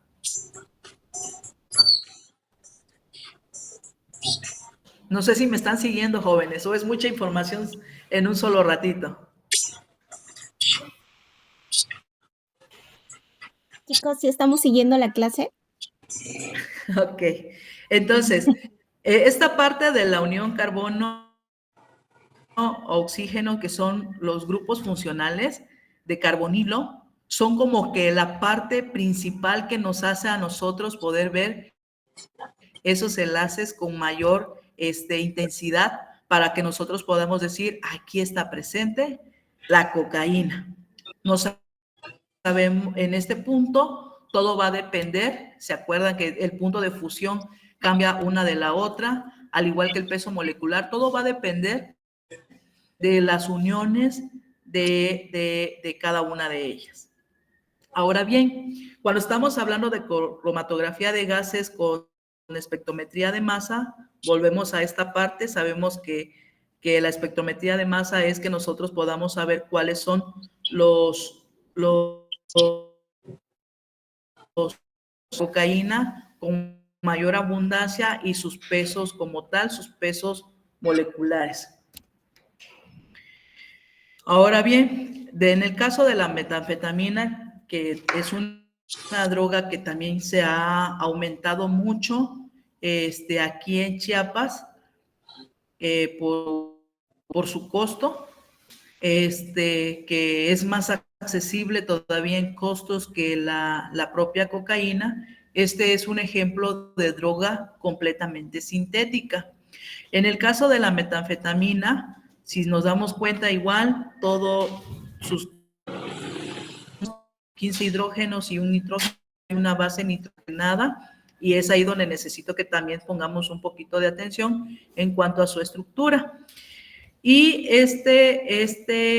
esta droga en sus generalidades, sus sinónimos también se le conocen como deoxiefedrina o dexociefedrina o N-metil 1-fenilpropano 2-amina. Entonces, tenemos que tener en cuenta cuando estamos haciendo esa observación intrínseca de la sustancia o de la materia que ha sido incautada, que nosotros podamos reconocer la estructura. Entonces, conocer su punto de fusión, que es la información, vamos a decirlo así, que estaría siendo parte de completar la información de nuestra sustancia en ese punto desconocido. Sus nombres coloquiales de la metanfetamina, es éxtasis, chabú, cristal, ice, hielo o droga del amor. Y existe la más común en poderla ver en el mercado ilegal, es en forma de cristalitos de color blanquecinos o transparentes. Hoy día podemos verlas de color celeste, rosas, rojas, verdes, todo para poderlos hacerlos atractivos a los ojos de los consumidores. En el test que se emplea para la identificación de la metanfetamina es utilizar una reacción que se le conoce como test de Marquis, y es una reacción bastante sencilla y donde no utilizamos mucha cantidad de la sustancia. Se utiliza entre 0.05 miligramos para poder hacer la reacción y nosotros estaríamos observando una coloración naranja-marrón para ser efectivo y poder pensar de que estamos hablando de que posiblemente esté presente ahí la metanfetamina. Este test de Marquis no solamente sirve para la identificación de la metanfetamina, también sirve para identificar MDA, MDMA, para identificar también anfetaminas, para identificar la heroína, la morfina, y todo va en base a sus tonalidades. En el caso, por ejemplo, de la MDMA y la MDA, es el color, en vez de verlo naranja marrón, se va a ver muy oscuro, entre un café oscuro negro. Cuando estamos hablando de la morfina o la heroína, va a ser un color púrpura. Cuando estamos hablando de la metanfetamina, va a ser un color naranja marrón. Y cuando estamos hablando de anfetaminas, es un color naranja, no naranja marrón, un naranja completamente naranja para hablar de la anfetamina. Entonces son ciertas tonalidades que estaríamos nosotros para poder diferenciar esto. ¿Y qué tienen en común todas estas drogas que les acabo de mencionar? Pues que tienen presente alguna amina, ya sea secundaria, primaria o terciaria. Para que nosotros podamos identificar a la metanfetamina, ¿se acuerdan que les decía que deben de tener una amina? Y esa amina se presenta por este doble pico o doble señal, en donde estaríamos viendo que son las señales de mayor intensidad, gracias a que por ahí es donde nosotros podemos identificar la presencia de la unión con nitrógeno-carbono. Y en el caso de la cromatografía de gases con espectrometría de masas, los porcentajes de abundancia de los fragmentos encontrados, pues tiene que ver precisamente con la fragmentación de la molécula de metanfetamina y la que tiene mayor concentración en su porcentaje de abundancia. Como les decía, sí es interesante o importante esta información para el Ministerio Público para hablar de incautación de droga y saber si una persona se encuentra en una tabla de competencia y saber si en esa tabla de competencia la persona va a ser juzgada por 1, por 2 años de prisión, por 5, por 10 años de prisión, por 10, por 20 años de prisión. Y todo va a depender si es por consumo personal, si es por narcomenudeo o narcotráfico. Esto de consumo personal trata de vincular personas que a lo mejor y solamente llevan una grapita de cocaína y que al momento de detenerlos en flagrancia los policías, esta persona portaba solo una bolsa en el pantalón, vamos a ponerlo de esa forma. Y pues lo detienen y lo ponen a disposición del Ministerio Público, leyéndole sus derechos, haciendo una formal detención de la persona. Pero los policías en ese momento, para empezar, no saben qué es el polvo blanco. Pueden presumir de que sea por la característica visual, no porque estén haciendo análisis organolépticos en el lugar, sino porque están viendo características de la sustancia. Entonces lo ponen a disposición a la persona porque no saben la cantidad. Entonces ahí es donde entra en juego el papel del perito químico, en que nos llevan el indicio, el que encontraron en el pantalón del sujeto, ya debidamente embalado, custodiado con su registro de cadena de custodia, portándolo por un agente de policía. Llega a nosotros, nos llevan ese material para que nosotros sepamos si cae ese peso entre los 500 miligramos hacia abajo. Y si supera el peso de los 500 miligramos, o sea, si es superior a 500 miligramos, entonces estaríamos diciendo que la persona está cayendo por la cantidad a las dosis de 501 a antes de los 500 gramos, a que sea considerado como narcomenudeo porque trae una cantidad mayor. Cuando supera los 500 gramos, hablando de la cocaína, y está abajo de los 500 de los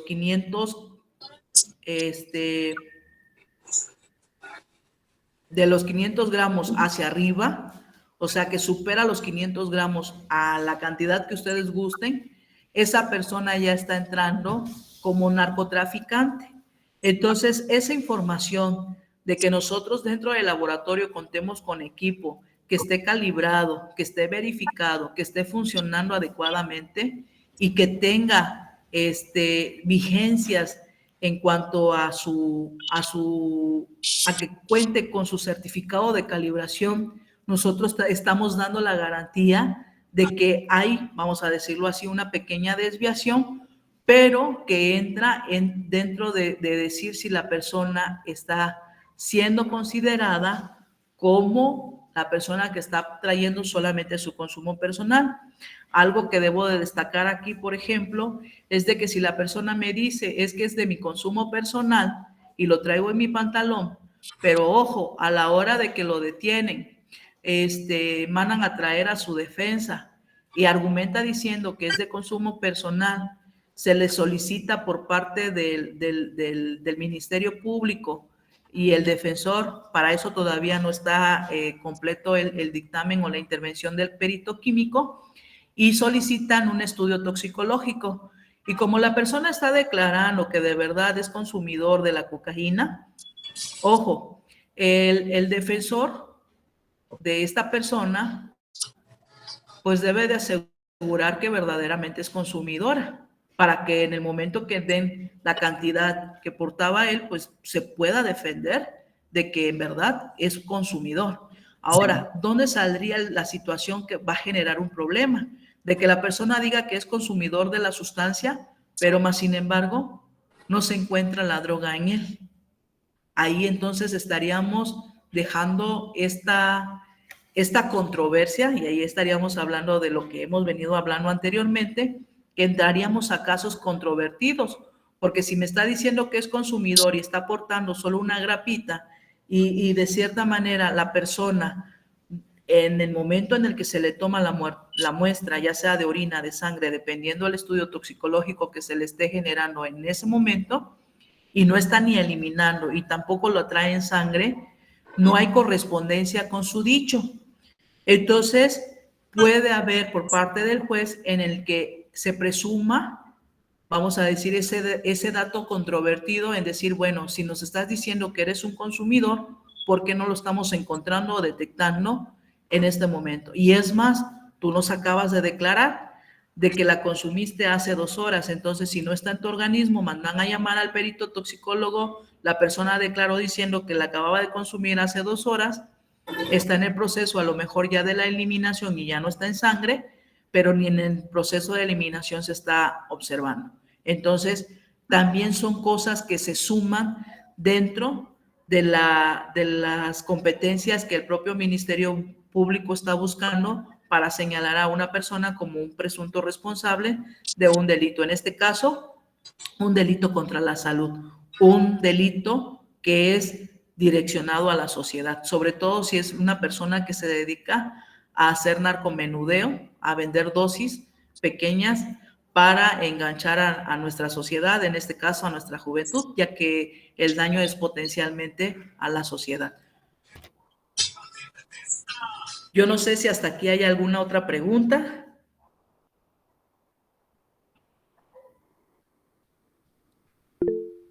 ¿Qué tal, chicos? Ok.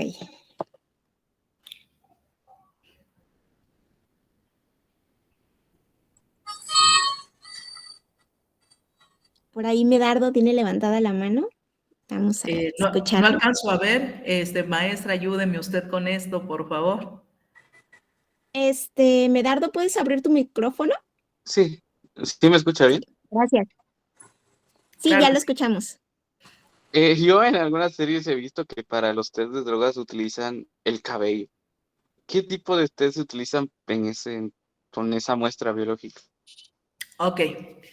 Cuando estamos hablando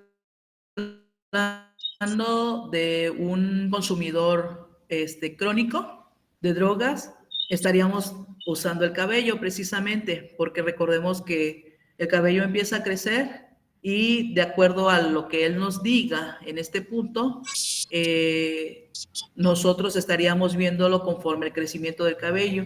Hay que recordar esta parte, el crecimiento del cabello se va dando paulatinamente de 0.5 milímetros, no recuerdo bien si es cada 4 o cada 5 días, y en base a eso, si la persona me está diciendo que tiene tanto tiempo de consumo, nosotros lo podemos identificar a través de eso, cuando ya no está en su sangre o lo está excretando por la orina. Ojo, cabe destacar también de esto que va a depender propiamente de la manera en cómo se distribuye esa droga. Por ejemplo, en el caso, por ejemplo, de la marihuana, su principal, vamos a decirlo así, su principal tejido en donde se va a alojar por mucho tiempo va a ser el tejido adiposo. Entonces tenemos que ver un poquito en relación a qué tipo de droga sea. En el caso de las series, como dice usted, buscan en cabello para saber en cuanto al tiempo y el crecimiento del cabello. Entonces va desde la raíz hasta la extensión más larga para ver el consumo y los niveles crónicos que en algún momento llegó a tener. En México, lo que utilizamos para identificar sangre, orina en personas vivas, y ya en personas muertas por lo general es sangre. Y también ahorita que entremos al otro punto, al otro tema, yo no sé qué tanto vamos a poder abarcar el día de hoy, hasta qué horas tenemos oportunidad para este curso. De hecho, yo traje casi todos los temas o todos los tópicos. En el caso de toxicología, que ahí tiene que ver precisamente con muchos otros tóxicos y la manera en cómo se genera esta parte de la toxicocinética y de la toxicodinamia. Lo que abarcamos el día de hoy en estas diapositivas anteriores tiene que ver precisamente en la identificación física de la sustancia, como analito, no como metabolito, como analito.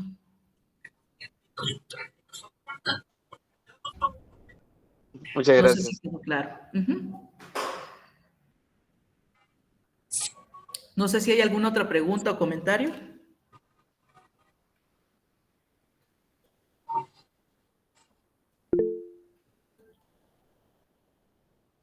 La escuchamos, Caray. En el caso de lo que comentó, de que si es un consumidor, dependiendo del cuestionario que le hagan, en este caso su interrogatorio, sea que el susodicho mencione la hora en la que consumió, pero si en el test, bueno, no sé si se ha dado cuenta que en los test de drogas, en orina, en la antidoping, es la única prueba de cassette que marca al revés. Tienen que ser las 2 rayitas, ¿no? Y cuando Es sale correcto. una es positivo. Pero ¿qué pasa cuando sale muy tenue y apenas y él mencionó que acaba de consumir? Me imagino que ahí todo el informe debe de cambiar.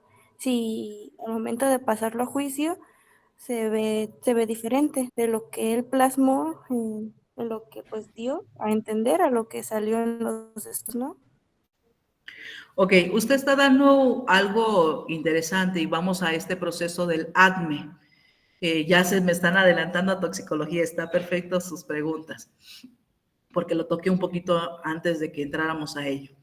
Por ejemplo, en este caso, si él me dice que consumió en una cierta hora, o en que su testimonio o en que su declaración dice, lo acabo de consumir hace 2 horas, sabemos que el Ministerio Público nos va a decir que hay que hacer el estudio toxicológico. Entonces, cuando llega a nosotros, el defensor de la persona le dice, ¿sabe qué? Con toda la aceptación y el consentimiento informado, vamos a requerir de la prueba del dato de probanza, se le toma la muestra. Esta persona refiere de que en realidad es consumidor de la cocaína. Nada más hay que tener en cuenta las siguientes preguntas. ¿Con qué frecuencia consume usted las sustancias? Para saber si estamos abarcando a un consumidor que es un consumidor crónico o bien que apenas está iniciando en esto. Y recordemos también, todos los organismos son completamente diferentes en cuanto a la cantidad, a la dosis, la manera en cómo nuestro organismo también procesa las sustancias y la forma en cómo las va a eliminar. Pero se tiene información en estudios en la cual dice que en el caso de la cocaína podemos verla en circulación, o sea, ya sea en el momento de distribución de esta sustancia en el torrente sanguíneo que va a dar al cerebro. Tenemos que pensar que se puede encontrar a partir de los 30 minutos hasta las 3 horas. Entonces, no significa que hasta las 3 horas todavía nosotros tengamos acceso a que sintamos su sintomatología, todo lo que nos puede dar como reacción el consumo de la sustancia o que estemos bajo el efecto de la sustancia. pero lo que tenemos que darnos cuenta en este punto es de que sí lo podemos encontrar en sangre. Hablando del cassette, en el proceso de eliminación, aquí cabe mencionar también, si la persona su organismo, vamos a decirlo de esta forma, es de los que elimina con facilidad la filtración en sus riñones, o es una persona tardía, vamos a decir, en poder vaciar la vejiga. Todo esto que usted acaba de mencionar, en que si fue el consumo en 2 horas, la aplicación aquí sería entonces pensar en que necesito tanto muestra de sangre como de orina, porque desconozco si ya la persona la está eliminando, porque no sé cuál es la forma en que su organismo interactúa con la sustancia. Pero si ya me está diciendo que es un consumidor crónico de la sustancia, entonces, si no fue la de las 2 horas, por lo menos él me va a decir que hace un consumo al día, por ejemplo, de 10 dosis. Y si me está diciendo que es un consumo de 10 dosis para estar bajo el efecto de la sustancia, entonces a lo mejor consumió la de hace 4 horas o la de hace 6 horas. Y entonces voy a tener ya en eliminación esa sustancia. No sé si queda clara la respuesta a la duda que usted me menciona. Ahora, no podemos decir que si sale tenue, es para mí una garantía de decir que pueda ser que esté negativa o que pueda ser que está positiva. El que esté tenue no significa que está en eliminación, porque recordemos también que va a depender mucho del fabricante, porque hay el nivel de corte para cada una de estas va a depender mucho de la solicitud del cliente, porque hay algunas que miden hasta 50 nanogramos, o sea, hay una sensibilidad bastante amplia de la droga en este tipo de paneles. Entonces, el que esté y me genere a mí ese ruido, y ahí digamos que de cierta forma entraría en juego que si mi dato de probanza de mi dictamen se va a medio de prueba y posterior a un juicio, la persona debe de buscar, vamos a decirlo así, una persona, y el Ministerio Público también lo va a hacer, de solicitar a un médico legista para ver si la persona se encontraba bajo el efecto, para saber los tiempos del consumo. O sea, no solamente va a ser mi dictamen químico o toxicológico, necesita más piezas del rompecabezas para poder unir su información que va a servir para vincular al proceso a esta persona.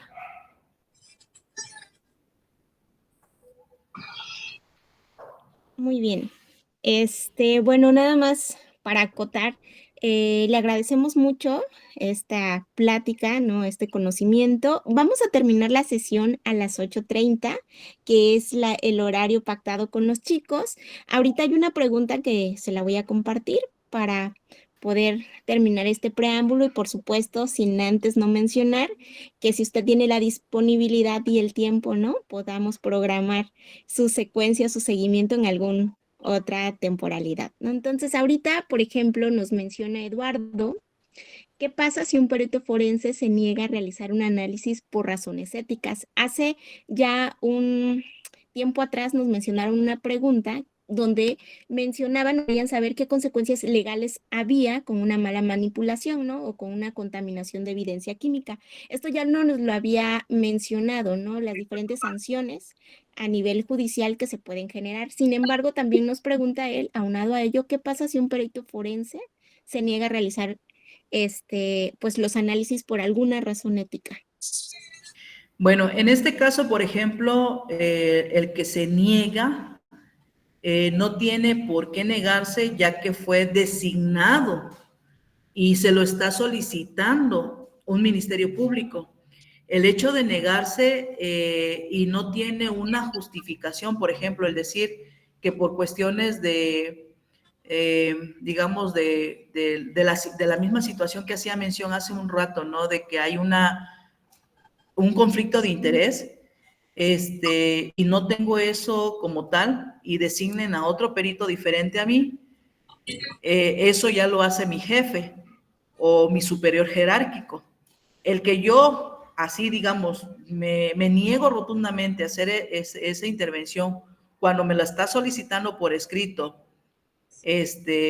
una parte, en este caso, de los que son únicos para solicitarnos intervenir en una cuestión legal, va a ser un juez, el propio Ministerio Público y hasta la policía, todo y cuando estemos dentro del periodo de investigación.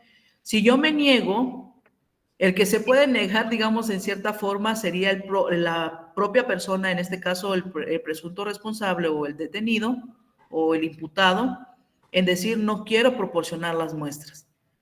Pero yo, como perito, no me puedo negar.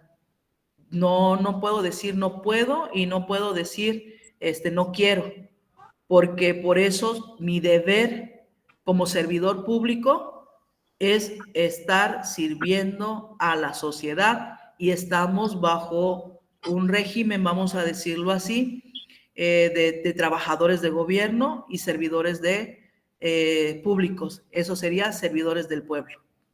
Entonces no me puedo negar. Y si yo me estaría negando, me estarían levantando un acta administrativa o bien estarían buscando la razón por la cual se está negando y podemos caer a esas sanciones que ya mencionaba yo hace un momento. En este sentido, nada más para ahondar, sí podemos manifestar, ¿no? El por qué consideramos que el proceso analítico no es correcto o no debería de llevarse a cabo cuando hay alguna temática de alteración o que nos percatamos, ¿no? En la entrega de alguna alteración de la muestra o que estuvo en un seguimiento erróneo de control de temperatura o alguna situación que nosotros observemos, entonces damos a conocer ese panorama, conforme a ello estamos actuando de forma ética y al final de cuentas la decisión pues va a ser de la parte que está solicitando el proceso analítico bajo la situación que nosotros como peritos estamos identificando. De hecho, esa era parte que comentaba y es muy cierto lo que dice doctora. En el caso, por ejemplo, de que el Ministerio Público desconoce, por ejemplo, si una muestra de sangre no tuvo el cuidado para que llegara a nuestro laboratorio, por ejemplo, en una red fría. Él lo desconoce, entonces nosotros también somos, no solamente para poder hacer el análisis, sino que también podemos emitir opiniones y decirle, ¿sabe qué, Ministerio Público? Este indicio ya no es como lo encontraron en la escena del crimen y él ya puede hacer también un proceso de investigación de las personas que tuvo antes de nosotros el indicio y que posiblemente ya no vamos a llegar al resultado que se necesita para esclarecer el delito que se está en este caso controvertido, poder aclarar. Entonces, es la manera de decirlo, o sea, negarnos porque me quiero negar, no se puede, pero si hay motivos, razones y bases fundamentadas para poderlo decir, se puede externar, se hace un informe, se hace evidencia de esa información en la cadena de custodia. Por ejemplo, lo hemos visto en muchas ocasiones, que en algún momento los tubos en los que vienen albergadas las muestras biológicas vienen quebradas. Entonces, ¿cómo puedo yo analizar si lo que ocupo es sangre o en este caso suero?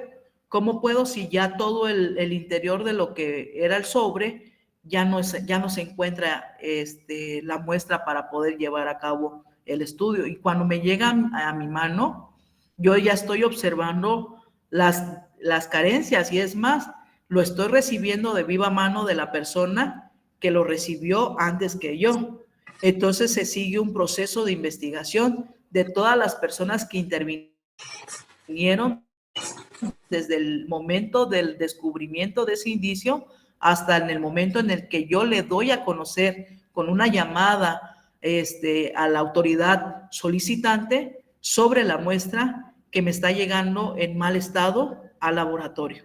Entonces, con una causa justificada, estoy dando a conocer y que debe de haber un proceso. ¿Por qué? Porque en este caso la persona que me lo está llegando a dejar no fue observador y no fue analítico en poder decir esto está mal. y ya va a empezarse la búsqueda del responsable del hecho como tal, y que sería, vamos a decirlo así, también soportado a una causa como tal de búsqueda de una falta del debido proceso. Ok, y me gustaría que nos compartan, ¿no? ¿Qué tan accesible aquí en el estado de Chiapas está actuar como profesional en este campo de perito químico? ¿Qué tanta oportunidad tenemos en esta formación aquí en el estado? Pues sí, por ejemplo, ahorita en el estado hay ya 12 subdirecciones. De hecho, el mes pasado, el gobernador abrió una nueva sede en esta parte de frontera Comalapa, que fue no recuerdo el nombre ahorita precisamente de la nueva subdirección, pero de lo que va del 2020 a la fecha, se abrieron en total 5 subsedes. Por lo tanto, se han abierto, es correcto, oportunidades de trabajo. Hay oportunidades de trabajo en todo el estado, sí, en diferentes municipios. Solamente cabe destacar de que al momento de llegar a este punto del área forense, desconocemos esta parte del sistema, en dónde intervenimos, cómo debemos intervenir, cuáles son nuestras obligaciones, cuáles son nuestras responsabilidades, cuáles son nuestros derechos también. Y el campo, como químicos, es bastante. Está el campo en química forense, en el área de toxicología forense y en el área de genética forense. Entonces, sí hay campo laboral. Justamente este año tuvimos el ingreso aquí en Tuxtla de 2 compañeros nuevos. Siempre hemos tenido compañeros nuevos a lo largo de lo que va en este tiempo, pero también en las diferentes subsedes. Por ejemplo, esta nueva subsede que se abrió recibió personal nuevo también. Y digamos que en este año en específico, el laboratorio de química, pues se han abierto oportunidades para poder laborar. Muchas veces la falta de desconocimiento de esta área es lo que hace que hasta nosotros mismos como profesionistas no sepamos que hay un área o un acceso de trabajo también por este lado.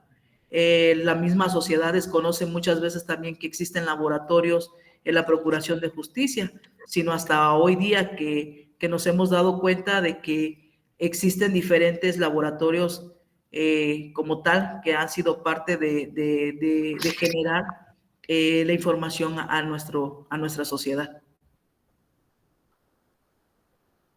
Bueno, entonces, pues vean chicos, tenemos un amplio, ¿no? Campo que no es reconocido como lo mencionan, pero pues, si nos enteramos y capacitamos en este rubro, pues podemos, ¿no? Actuar en este seguimiento de sistema y ya vimos de alguien que está pues embebida de este seguimiento, trabajando como perito químico, que realmente tenemos el acceso, ¿no? Si tenemos el conocimiento para poder actuar como químicos farmacobiólogos en esta área forense, pues ya en un poquito, ¿no? Que nos falta como profesionales en terminar la carrera. Entonces, bueno, le agradecemos mucho el conocimiento transmitido y bueno, esperamos tener la oportunidad de poder por ahí terminar la intención que tenía usted de todo el conocimiento y bueno, si se logra concertar otro momento cercano para que los chicos puedan terminar de ver lo que realmente se realiza, ¿no? Aquí en el estado, en el seguimiento de la determinación de diferentes sustancias, pues ligadas a los diferentes tipos de hechos delictuosos que ocurren. Entonces, bueno, reitero mi agradecimiento y pues nos ponemos de acuerdo por si hay la oportunidad pues de seguir la clase. Y bueno, chicos, espero que haya sido muy enriquecedor pues este Claro que tema, sí. que vean palpablemente lo que está alrededor de aquí en Chiapas acerca de la actuación del perito químico. Y bueno, entonces nos despedimos, le agradecemos, un abrazo a todos y bueno, excelente noche.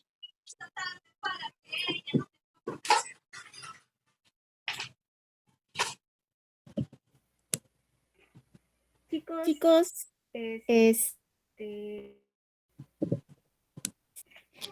por ahí si me escuchan, bueno, sé que algunos de nosotros nos tenemos que ir porque tenemos otras clases.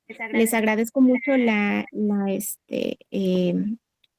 déjenme cerrar el micrófono para que no se escuche doble, que hayan podido entrar. Y bueno, ya platicamos de una manera cercana en cada una de nuestras sesiones de manera individual, ¿no? Por grupo. Y al grupo que corresponde la clase, pues tenemos todavía media hora. Nada más voy a hacer algunas acotaciones al grupo de noveno A. Y bueno, ya terminamos con el noveno E y el noveno B. ¿Sale? Entonces, si no tienen alguna duda o alguna pregunta, pues los veo en la siguiente clase y me quedo con noveno A. Doctora, disculpa. Lo que pasa es que ya vi que hoy se entrega una actividad del proyecto 2, yo ya lo había subido, pero me puso en retroalimentación sobre que corrigiéramos el trabajo, pero a mí no me da acceso para volver a subir el trabajo corregido. ¿Será si me podría dar acceso, por favor?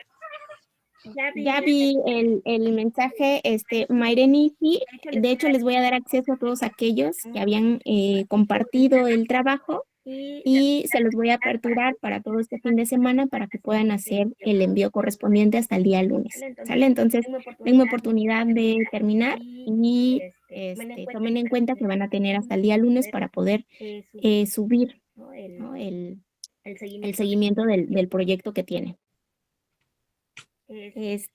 Ivonne. Doctor, una pregunta, buenas noches. ¿Será que terminando su clase de noveno A, creo que había comentado, será que nos puede notificar o avisarle así es cuando termine? Lo que pasa es que el día de ayer íbamos a tener sesión de dudas del proyecto. Y yo tengo muchas dudas y no sé si está bien, entonces, no sé si terminando la reunión, o sea, podemos preguntar las dudas.